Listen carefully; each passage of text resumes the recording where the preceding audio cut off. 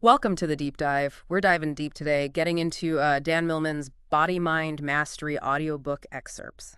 Not just about sports, though. We're exploring how these training principles can actually, help you unlock your potential, like in every aspect of your life, not just in the gym. Absolutely. What we've got here is really kind of a unique blend of athletic wisdom, Hmm. you know, Yeah. and life philosophy. Millman takes principles that we might usually think about as being for physical training. Yeah. He kind of applies them to personal growth and relationships, careers even. Yeah, exactly. And he starts off with this incredible story about an epiphany he had in the shower, of all places. He realized that laws of nature, things like non-resistance, accommodation, balance, and natural order, they could be applied to personal growth. Yeah, it's such a fascinating concept. You know, most of us, we try to force our way through life, pushing against obstacles all the time. But what if instead of resisting, we learn to just kind of work with that natural flow, like bamboo bending with the wind? We might actually find that we achieve our goals with less struggle and a lot more grace. I love that analogy. It really makes me think about all those times that you know, I've been so fixated on a specific outcome, I've become really rigid and inflexible. And then what happens? I snap under pressure. But when I'm able to adapt and adjust, I find that I can weather the storm a lot better. Exactly. Let's say, for example, you're feeling completely overwhelmed at work, facing this just mountain of tasks, instead of just pushing harder and harder, which leads to burnout. Mm. You could apply that principle of non-resistance, prioritizing, maybe delegating some things. This allows you to kind of work within the natural flow of your capacity, Yeah. not constantly fighting against it, right? Hmm. That's a really practical takeaway. It's not about giving up, it's about being strategic and working smarter, not harder. Reminds me of Millman's concept of disillusionment. He argues that disillusionment can actually be a positive thing. Oh yeah, disillusionment, the shedding of illusions seems counterintuitive. But think of it this way. When we let go of kind of unrealistic expectations, we can see ourselves more clearly, even the not so flattering parts. And that opens the door for real growth. Okay, but isn't disillusionment usually seen as, kind of a negative thing? How can it be positive? It's all about perspective. Think of it like finally realizing that you have a blind spot while you're driving. It might be unsettling at first, but ultimately it lets you see more clearly and navigate the road more safely, right? Disillusionment can be like that. It's kind of a wake-up call to help us course correct, make better choices. That makes sense. It's like removing those rose-colored glasses, Yeah, seeing things as they truly are, both in ourselves and in the world around us, right? exactly. Part of that clear-eyed vision is confronting those, what Millman calls shadow qualities. These are the less than perfect traits we all have, that we tend to hide, even from ourselves. Things like jealousy, insecurity, or procrastination. Oh, yeah. I think we all have those shadow qualities lurking within us. But how do we deal with them? I mean, they're called shadow qualities for a reason, right? Not exactly something you want to advertise. Yeah, the key is to bring them into the light. Ignoring them only gives them more power to sabotage our progress, right? It's like having a cluttered closet. You can try to just ignore the mess, but eventually it's all just going to spill out and be a problem. So how do we clean out that closet, so to speak? How do we shine a light on these shadow qualities? It all starts with just that self-awareness, paying attention to our thoughts, feelings, and our behaviors. Notice when you react in a way that maybe doesn't line up with your values or your goals, maybe snapping at a coworker or procrastinating on some important task. These are often clues that there's some kind of a shadow quality at play. So it's about recognizing those patterns and digging deeper to try to understand why we react that way. Exactly. And that's where journaling can be really powerful. Yeah. Take some time to reflect on those situations where these qualities show up. What triggers them? What are the underlying beliefs or fears that might be driving these behaviors? It sounds like a process of self-discovery, like peeling back the layers of an onion, trying to get to the core of who we are. And speaking of self-discovery, Millman, he tells this incredible story about a samurai and his sons. That really illustrates the power of kind of this refined awareness. Oh, yes, the tale of the falling rice bag. Yeah. Classic story about the difference between reacting and truly sensing what's going on beneath the surface. Refresh my memory on that one. So a samurai wants to give his sword, bequeath it, to the wisest of his sons. So he sets up a test, you see. Each son is invited into a barn, not knowing that a bag of rice is rigged to fall on their head when they go in. A little bit of a sneaky test, but I guess that's how they rolled back then. Indeed. So the first two sons, they react instinctively. They draw their swords and slash the bag. But the third son, He senses something is wrong, and he refuses to even go into the barn. And he's the one that inherits the sword, right? Because he didn't just react, he was really aware of the situation. Exactly. You see, it highlights how important it is to develop that refined awareness. Not just reacting to what's on the surface, but sensing what's going on underneath. And this can be applied beautifully to self-improvement. So how does this relate to, our own personal journey of growth? Well, before you can even think about fixing a problem, whether it's your backhand in tennis or how you talk to your partner, you have to be aware of the specific issue you're dealing with. You have to be able to see those blind spots, your ingrained patterns, your shadow qualities, in order to actually make any real progress. That makes so much sense. It's like trying to fix a leaky faucet without knowing where the leak's coming from. You might be able to patch it up temporarily, but the problem is just going to keep coming back until you address the root cause. Precisely. Awareness is the foundation for any meaningful change. And this leads us perfectly into Millman's next principle, preparation. He quotes Abe Lincoln. If I had 6 hours to chop down a tree, I'd spend the first 4 sharpening the axe. That is such a great quote. Really highlights the importance of investing time and effort into preparation, no matter what you're trying to achieve. And preparation goes way beyond just the physical. It's about mental and emotional readiness as well. It's like building a house. You wouldn't start building the walls without first laying a solid foundation, would you? So are you saying that our mental and emotional state are the ground on which everything else is built, that our mindset and our emotional resilience are essential for success? Absolutely. Let's say you're preparing for a big presentation at work. You might spend hours rehearsing your content, but if you're feeling anxious and insecure, that lack of mental and emotional preparation is going to undermine your performance. That's a great example. And it makes me think about how often we kind of neglect the mental and emotional aspects of preparation. We focus on the external tasks, but we forget to really cultivate the inner strength and clarity we need to truly thrive. And Millman reminds us that even the most daunting tasks can be made more manageable by breaking them down into smaller steps. This is where things start to get really practical, right? Taking a seemingly impossible goal and turning it into a series of actionable steps. Instead of feeling overwhelmed by the enormity of the task, we can focus on one step at a time. Exactly. And each small victory, each step completed, builds momentum and reinforces our belief that we can actually achieve that goal. This is especially important when you hit those moments of self-doubt. So if I'm understanding this correctly, preparation isn't just about getting ready for, a specific event or a challenge. It's about cultivating a mindset, like a way of approaching life that sets us up for success in all areas. Brilliant insight. It's about creating that solid foundation, that mental, emotional, and physical readiness to really allow us to navigate the ups and downs of life with more grace, more resilience, and a lot more effectiveness. This is already so much more than I expected, and I feel like we've only just scratched the surface. We've only just begun our deep dive. Yeah. Believe me, there's so much more to explore. I can't wait.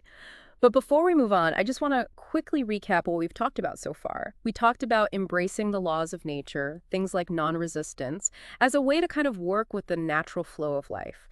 We explored the power of disillusionment. It helps us see ourselves and the world more clearly.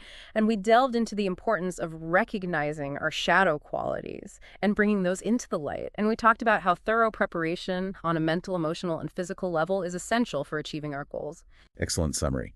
This foundation of awareness and preparation really sets the stage for Millman's next key concept, mental talent. But we'll save that for our next segment. So you mentioned mental talent.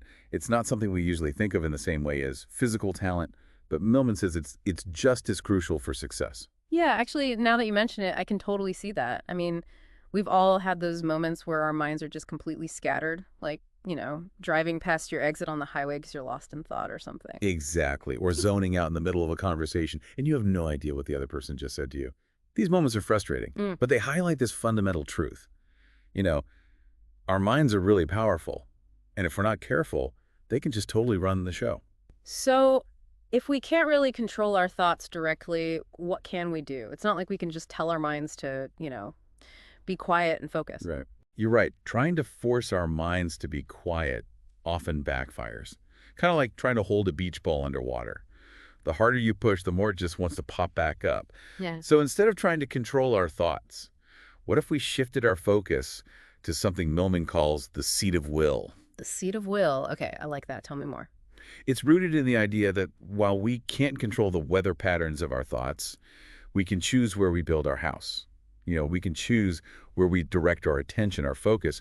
So instead of getting swept away by every single thought and emotion that comes up, we can, consciously choose what we focus on. Oh, I see where you're going with this. It's not about suppressing our thoughts. It's more about choosing where we place our attention. Like, it's like being at a buffet with tons of delicious food, right? Right. You can't eat everything, so you have to make choices about what you put on your plate. That is a fantastic analogy. And the more we practice choosing where we put our attention, the stronger our mental muscles become. Like planning for a marathon. At first it's tough to even run a mile, but with practice, you build up the endurance to go the distance. Okay, so we're talking mental stamina. But how do we actually train our minds to focus? Are we talking meditation, mindfulness exercises, things like that? Those can be helpful. But Millman offers a more, I guess you could say, fundamental perspective shift.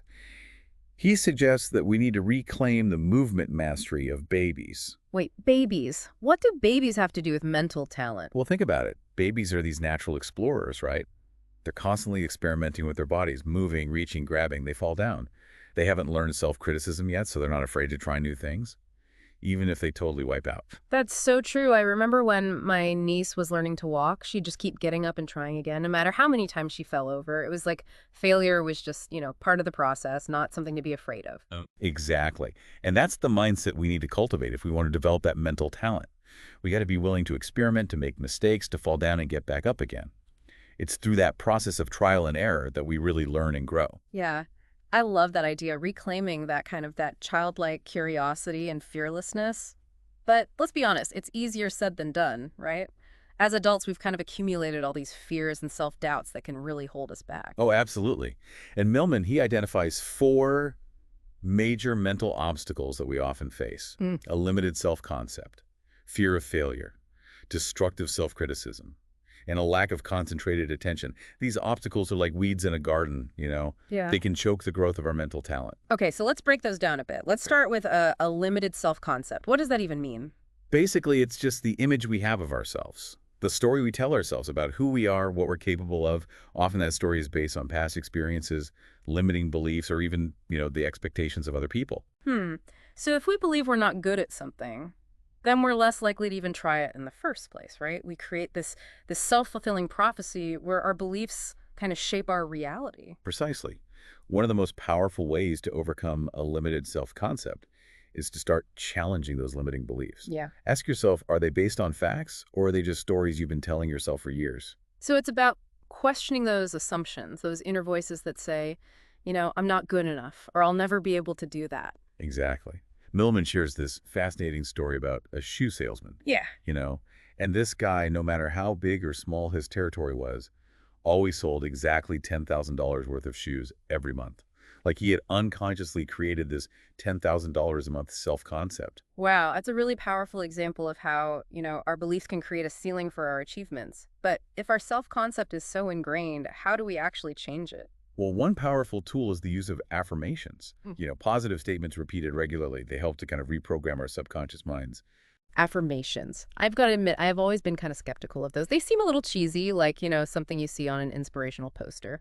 I get your skepticism, but there's actually quite a bit of research that backs up how effective affirmations can be.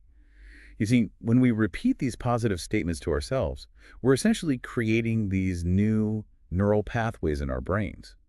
Over time, these new pathways can weaken those old negative ones. So it's about consciously choosing to focus on the positive, on what we want to create, rather than dwelling on the negative or what we're afraid of. Exactly. And it's important to phrase these affirmations in the present tense, as if the desired outcome is already happening. So for example, instead of saying, I want to be more confident, you might say, I am confident and capable. I can see how that subtle shift in language could make a big difference. Like we're almost speaking our desired reality into existence. Precisely. And the more we can embody that feeling of confidence, the more our minds and our bodies start to believe it.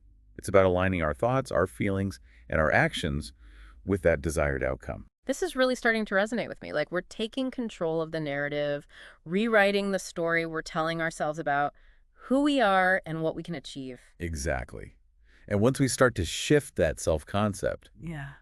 we're often less hindered by that second mental obstacle Millman talks about. fear of failure. I think fear of failure is probably one of the biggest things holding so many of us back. We're so afraid of, making a mistake or looking foolish that we just don't even try in the first place. It's definitely a common human experience, but it's a trap. Because in reality, failure is an inevitable part of learning.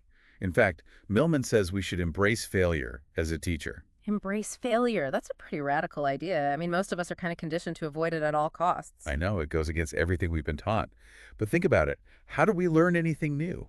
You try, you make mistakes, you adjust, and you try again. Yeah, I guess that's true. I definitely didn't learn to ride a bike without falling down a bunch of times. But how do we shift our perspective to actually see failure as, something positive, like a stepping stone, not a setback? It starts by recognizing that failure isn't the opposite of success. It's part of the journey. Think of someone like Thomas Edison. He famously said, "I haven't failed, I've just found 10,000 ways that won't work." That's a great example. Edison's persistence is legendary. He didn't let failure stop him. He saw it as valuable feedback. It helped him improve. Exactly.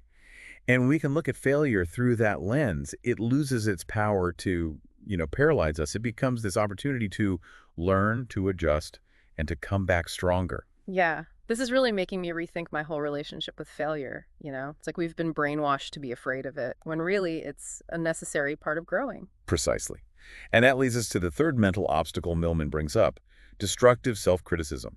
It's that harsh inner voice that tells us we're not good enough, we'll never succeed, Hmm. that we're just a failure. Ugh, that inner critic. It can be brutal. Absolutely. And it's important to make that distinction between constructive criticism, the kind that helps us learn and grow, Mm. versus that destructive criticism that just tears us down. So how do we tell the difference? How do we quiet that inner critic without, losing the ability to self-reflect and improve? It all starts with self-compassion. Imagine you're talking to a close friend who's just made a mistake. Would you berate them, call them names, tell them they're a failure? Of course not. You offer them support, encouragement, and understanding. That's true. We're usually way kinder to others than we are to ourselves. Exactly. So why not extend that same kindness and compassion to ourselves? When that inner critic starts to creep in, try talking to yourself the same way you'd talk to a friend. Offer words of encouragement. Acknowledge the effort you've put in. Remind yourself that you're human and, humans make mistakes. That is a powerful shift in perspective, treating ourselves with the same gentleness and understanding that we would offer someone we love. Precisely. And when we can quiet that inner critic, we create space for that fourth mental obstacle to kind of, just dissolve. That lack of concentrated attention. Ah, yes, focus. The elusive art of focus. It feels like these days, with all the distractions around us, our attention spans are shrinking by the day. I hear you. It's definitely a real challenge. But Millman reminds us that attention is like a muscle. It can be trained. And one of the best ways to train it is through mindfulness. Okay, so are we talking about meditation then? Sitting in silence, focusing on your breath, trying to clear your mind. Mindfulness is a powerful tool for sure. But it's not just about formal meditation. It's about bringing that quality of present moment awareness to whatever you're doing. Okay, so how do we actually practice mindfulness in our daily lives? It can be really simple, like paying attention to the sensations of your body as you walk, noticing the colors and shapes around you while you're eating your lunch, or truly listening to the person you're talking to without letting your mind wander off to your to-do list. So it's about slowing down, being present in the moment, and really engaging all of our senses. Exactly. And the more we do this, the more we develop that ability to choose where our attention goes, rather than just being at the mercy of every distraction that pops up. This is all making so much sense. It's like we're taking back control of our minds, reclaiming that power of focus and presence that lets us really thrive. Precisely. And when we combine that with the awareness and preparation that we talked about earlier, we're creating this powerful foundation for success in pretty much every area of life. This has been, wow, such an eye-opening conversation. I feel like I'm starting to see the world and myself in a whole new way. That's the power of Millman's work. He challenges us to kind of question those assumptions we have and see the potential for growth in just about every experience, even the ones we might see at first as failures. It's almost like he's giving us this set of tools, mental toolkit, that we can use to navigate life's challenges with more grace, more resilience, more intention. And the best part is these tools aren't just for athletes, right? They're for anyone who wants to live a more fulfilling and purposeful life. Yeah, you hit the nail on the head. It's recognizing that those same principles that lead to success in sports Yeah. Discipline, focus, perseverance, that willingness to learn from your mistakes, they can apply to anything. Yeah, and it all starts with awareness, right? That Huh. ability to kind of observe our thoughts and feelings and behaviors without judgment, Mm. seeing ourselves and the world more clearly. It's like laying the foundation for everything else. Absolutely. And once we have that foundation, Mm. we can cultivate those mental talents we were talking about earlier. Focusing our attention, managing our emotions, quieting that inner critic, embracing those failures as stepping stones rather than roadblocks. Yeah, it's really empowering, isn't it, to realize that we have more control over our minds, over our experiences, than we often give ourselves credit for. It really is. And that kind of leads into another big part of Millman's philosophy, taking responsibility. Recognizing that we are the authors of our own lives. Our choices and our actions shape our reality. So it's not about blaming external Wow. circumstances or other people for our problems, right? It's more about taking ownership of our own, thoughts, feelings, and behaviors. Exactly. It's recognizing that power we have to choose how we respond to any situation. And that response determines our It experience. reminds me of that quote by Viktor Frankl, between stimulus and response there is a space. In that space is our power to choose our response. In our response lies our growth and our freedom. That's such a good quote. It really does perfectly capture that idea of taking responsibility. So how do we cultivate that ability, Hmm. to choose a more empowered response, especially when we're faced with those really tough situations? It starts by becoming aware of our habitual patterns, those automatic reactions that we fall into without even thinking. Maybe it's, getting defensive when someone criticizes you or withdrawing when you feel overwhelmed. Right, like we're on autopilot, just reacting in those same old ways without even realizing we have a choice. Exactly. And the key is to bring those patterns into conscious awareness. Once you can see them, you can create new, more empowering responses. So it's about kind of interrupting that automatic reaction and consciously choosing a different path, one that aligns with our values and our goals, right? Exactly. That's where those mental talents we were talking about come in, that focus, the emotional regulation, the self-compassion. They give us the tools we need to pause, to observe our reactions, and then to choose a more skillful response. I love how this is all coming together. It's like we're weaving this tapestry of awareness and mental talent and personal responsibility, creating a life that's more in line with our values, with our aspirations. You've got it. And this tapestry, it goes beyond our individual lives. It extends into our relationships with other people. Millman reminds us that those same principles of body-mind mastery, they can help us build more harmonious and fulfilling connections with others. I like that. How do we actually bring these principles into our relationships? Well, it starts by, recognizing that our relationships are a reflection of what's going on inside us. If we're holding on to anger, resentment, insecurity, those emotions will always find a way to leak out into our interactions. So it's really about doing that inner work, right? Cultivating that awareness, the compassion, that emotional intelligence, so we can show up in our relationships as the best versions of ourselves. Exactly. And that means practicing empathy, putting yourself in the other person's shoes, trying to really understand their perspective, even if you don't agree with it. Moving beyond judgment and blame, creating space for understanding and connection. Exactly. It also means setting those healthy boundaries, communicating your needs clearly, and taking responsibility for your own happiness. Right. It's so important to remember we're not responsible for other people's happiness, but we are responsible for our own. Absolutely. And when we can create that inner balance and well-being, it radiates outwards. It has a really positive impact on our relationships. This has been, wow, such a profound conversation. I feel like I've learned so much today, things I can apply to my own life, personally and professionally. That's great to hear. And remember, this is just the beginning. That journey of body-mind mastery, it's ongoing. It's a lifelong adventure of, self-discovery and growth. And that's what's so exciting about it, right? There's always more to learn, more to explore. As we cultivate those qualities of awareness, mental talent, and personal responsibility, we open ourselves up to a whole world of possibilities. Beautifully said. And as we wrap up here, I want to leave you with one final thought from Millman. The journey is the reward. It's not about reaching some far-off destination. It's about embracing the whole process, the ups, the downs, the challenges, the triumphs, all of it. That's the richness of life. That's a great reminder. It's about finding that joy in the journey, not just the destination, and realizing that growth is continuous. It's a lifelong adventure. It unfolds one step at a time. Exactly. You already have all the resources you need inside you. to navigate this journey with grace, courage, and wisdom. Thank you so much for this incredible deep dive. I feel really inspired and ready to continue exploring these principles and applying them to my own life. It's been my pleasure. And remember, this path of body-mind mastery, it's open to everyone.